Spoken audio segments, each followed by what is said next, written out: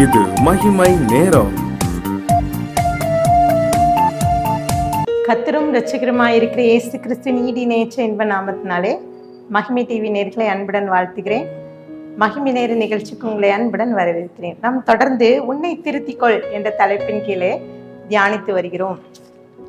இன்றைக்கு அநேகருடைய வாழ்க்கையை நாம் கவனித்து பார்த்தோம் என்றால் சில விஷயங்களிலே நாம் பொறாமைப்படுகிறோம். பொறாமை நம்மையே அழித்து விடுகிறது. இங்கே பாருங்க, ஒரு துணியை அரிக்கும் பூச்சியை போல ஒருவருடைய வாழ்க்கையை அழித்து விடுகிறது பொறாமை. வசனம் சொல்லுது, நீதிமொழிகள் 14:30, சொஸ்தமானம் உடலுக்கு ஜீவன், பொறாமையோ எலும்புருக்கி. இந்த பொறாமை குணம் இது எப்படி வெளிப்படுகிறதா? கோபம் என்னும் வெறுப்பு, கோபம் வெறுப்பு இது அதிகரிக்கும் போது நம்மிடம் பொறாமை அதிகரித்து விடுகிறது. இன்றைக்கு ஒரு மனிதன் அவன் வாழ்க்கையிலே ஒரு எப்படிப்பட்ட காரியங்கள், அவன் எப்படி பொறாமைப்படுகிறார்கள், எப்படி அவர்கள் தங்களை திருத்தி கொள்கிறார்கள்னு பார்க்கலாம். வசனம் சொல்லுது, என்னாகமம் 12:1-2, எத்தியோப்பியா தேசத்து ஸ்திரீயை மோசே விவாகம் பண்ணியிருந்தபடியினால் மிரியாமும் ஆரோனும் அவன் விவாகம் பண்ணியிருந்த எத்தியோப்பிய தேசத்து ஸ்திரீ நிமித்தம் அவனுக்கு விரோதமாய் பேசி, கர்த்தர் மோசையை கொண்டு மாத்திரம் பேசினாரோ, எங்களை கொண்டும் அவர் பேசினதில்லையோ என்றார்கள். கர்த்தர் அதை கேட்டார். பாருங்க, ஒரு ஒரு ஒரு ஒரு சம்பவம் இதெல்லாம் நமக்கு தெரியும். மோசே, அவனுடைய சகோதரர் ஆரோன், சகோதரி மிரியாம், இந்த 3 பேருக்கிடையே நடந்த ஒரு சம்பவம். இங்க நீங்க யாத்ராகமும் எண்ணாகமும் உபாகமும் அந்த புத்தகத்தை பார்த்தீர்கள் என்றால் அதிக இடங்களிலே முறுமுறுத்தார்கள் என்று சொல்லி குறிப்பிடப்பட்டிருக்கு. 23 முறை அங்கே குறிப்பிடப்பட்டிருக்கிறது. இங்கே ஜனங்கள் முறுமுறுக்கிறாங்க. ஜனங்கள் கர்த்தருடைய காரியங்கள், அவங்க எகிப்து தேசத்திலிருந்து கானான் தேசத்தை சுதந்திரிக்க செல்லும் வழியிலே சில காரியங்களுக்காக முறுமுறுக்காங்க. ஆரோன் இருக்கிறார், மோசே இருக்கிறார். இவங்க 2 பேருக்குள்ளாகவே நன்றாக தெரியும் இஸ்ரவேல் ஜனங்கள் அவர்களுடைய முறுமுறுக்கும் சத்தம். கர்த்தர் அந்த காரியங்கள்லாம் செய்து நிறைய அற்புதம் செய்தாங்க. செங்கடலை பிளக்கும்படியாக செய்தாங்க. யோர்தான் அவர்கள் போகும் செல்லும் இடமெல்லாம் அவர்கள் முறுமுறுத்தி கொண்டே இருந்தாங்க. ஆனால் அவர்கள் கூட இருந்த மிரியாம் ஜனங்களை வழி நடத்தும் போது துதிக்கிறார். அவ பாடெல்லாம் பாடி ஜனங்களை நன்றாக வழி நடத்தின அந்த மிரியாம், அவளுடைய செயலே அவள் துதிப்பதுதான். அங்க இஸ்ரவேல் ஜனங்கள் அங்க வனாந்திரத்துல அவங்க நடந்து செல்லும் போது அவர்கள் முறுமுறுக்கும் வேளையிலே, ஆண்டவர் செய்த அற்புதங்கள் செய்கிற வேளைகளிலே அவர்கள் எல்லா சூழ்நிலையும் கர்த்தரை துதித்து புகழ்ந்து பாடிக்கொண்டு இருந்த மிரியாமுக்கு சில காரியங்கள்னால அவளுக்குள்ளே ஒரு பொறாமை வருகிறது.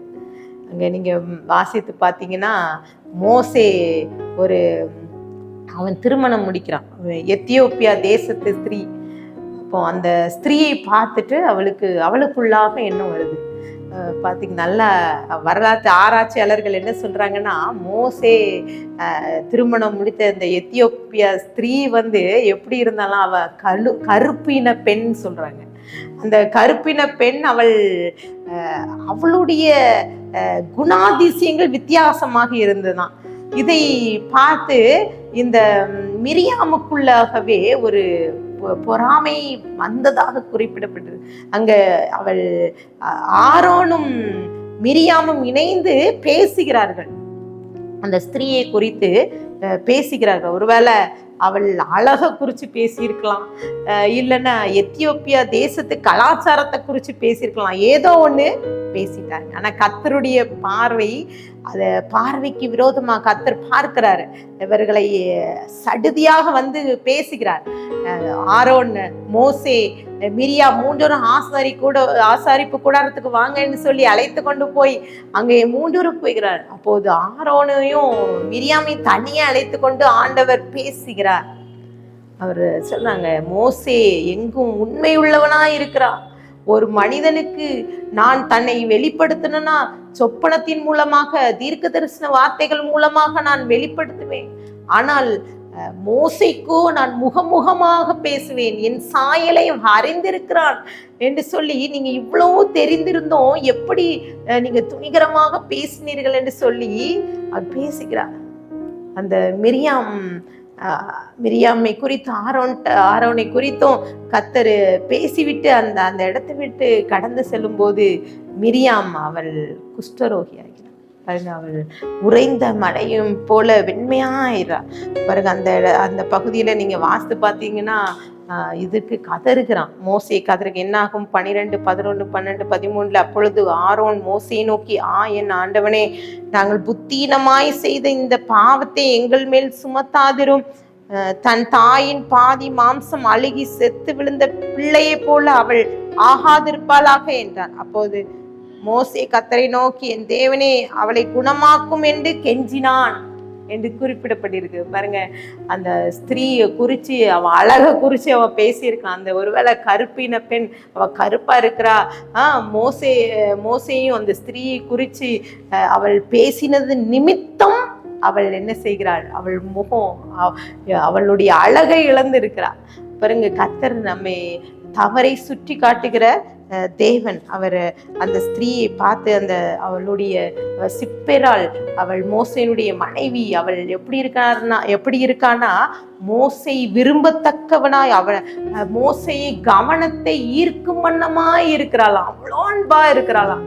ஆனால் மிரியாம் அவளுடைய செயலை மறந்து விடுகிறாள். தேவன் தந்த துதி, அவள் ஆண்டவரோடு இருந்த அந்த காரியம் என்ன பார்த்தீங்க, மிரியாம் ஒரு தீர்க்கதரிசி. பாருங்க, இதெல்லாம் மறந்து விட்டு அவள் பொறாமை குணத்தினாலே அவள் சில நாட்கள், 7 நாட்கள் அவள் பாளையத்துக்கு புறம்பே இருக்க வேண்டும் என்று சொல்லி கர்த்தர் கட்டளையிடுகிறார். பிரியமானவர்களே, இன்றைக்கு கூட சில நேரங்களில் நாமும் பொறாமைப்பட்டு விடுகிறோம். கர்த்தர் சமூகத்திலே மற்றவர்களை குறித்து நாம் பேசும்போது கூட அவர் கவனித்து கேட்கிறார் என்று சொல்லி கூட வசனம் சொல்கிறது. 1 கொரிந்தியர் 13:4 அன்பு நீடிய சாந்தமும் தயவும் உள்ளது, அன்புக்கு பொறாமை இல்லை என்று சொல்லி குறிப்பிடப்பட்டிருக்கிறது. கலாத்தியர் 5:26 வீண் புகழ்ச்சி விரும்பாமலும், ஒருவரை ஒருவர் கோபமூட்டாமலும், ஒருவர் மேல் ஒருவர் பொறாமை கொள்ளாமலும் இருக்க கடவர்கள் என்று சொல்லி அங்கே குறிப்பிடப்பட்டிருக்கு. 1 பேதுரு 2:22 சகல துர்க்குணத்தையும், சகலவித கபடத்தையும், வஞ்சகத்தையும், பொறாமையையும், சகலவித புறங்கூறுதலையும் இருந்து விட்டு விலகு என்று சொல்லி அங்கே குறிப்பிடப்பட்டிருக்கான். பிரியமானவர்கள், இன்றைக்கு கூட இந்த 2ஆம் நாளிலே நாமும் கூட இதே போல மிரியாமை போல சில நேரங்களிலே தவறி விடுகிறோம். சில வேளைகளில் ஆண்டவரை மறந்துவிட்டு, ஆண்டவரோடு நாம் இருக்கிற அந்த உறவாடுதல் எல்லாம் மறந்துவிட்டு பொறாமை குணத்துல நம்மளும் கூட சில தவறுகளை செய்து விடுகிறோம். ஆண்ட சமூகத்துல இன்றைக்கு ஒப்பு கொடுத்து ஜெபிக்கலாமா? கண்களை மூடி ஜெபி. பிதாவே, ஸ்தோத்திரிக்கிறோம்ப்பா. இன்றைக்கு கூட எங்களுக்கு இருக்கிற இந்த பொறாமை குணத்தை மாற்றி போடுங்க ஏசப்பா.